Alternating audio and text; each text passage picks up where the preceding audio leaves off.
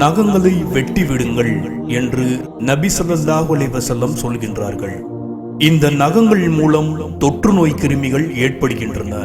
நகங்களில் இருக்கக்கூடிய அழுக்குகளில் கிருமிகள் நாம் உண்ணக்கூடிய உணவுகளிலே அந்த அழுக்கு சேர்ந்து நம்முடைய வயிற்றுகளில் பலவிதமான தொற்று நோய் கிருமிகளை உண்டாக்குகின்றது. மேலும் இன்றைய மருத்துவர்களின் ஆலோசனையை கேட்டால் கூட அதைத்தான் சொல்வார்கள். இதன் மூலம் கைகளையும் நம் நகங்களையும் சுத்தமாக வைத்துக் கொள்ள வேண்டும். இல்லை என்றால் அழுக்கு மற்றும் கிருமிகள் மூலம் நமக்கு பலவிதமான நோய் தொற்றுகள் வர வாய்ப்பாக அமைகிறது.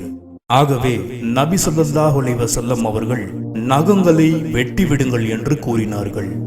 மர்ம உறுப்பு மற்றும் அக்குகள் முடிகளை அகற்றி விடுங்கள் என்று சொல்கிறார்கள்.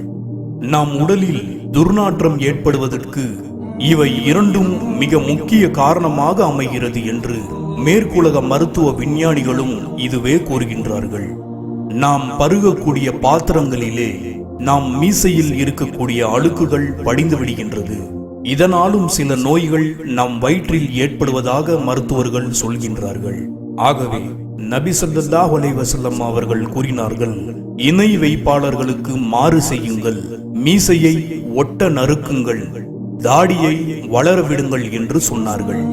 ஆகவே முஸ்லிம்களாகிய நமக்கு இந்த 5 மரபுகளும் உடல் ரீதியாக அதிக நன்மைகளை நமக்கு கொடுக்கின்றன. நபிகள் நாயகம் ஸல்லல்லாஹு அலைஹி வஸல்லம் அவர்கள் செய்த இந்த விஷயங்கள் நமக்கு சுன்னத்களாக ஆகிவிடுகின்றன. இதனால் அல்லாஹ்விடத்திலே நமக்கு நன்மைகள் எழுதப்படுகின்றன.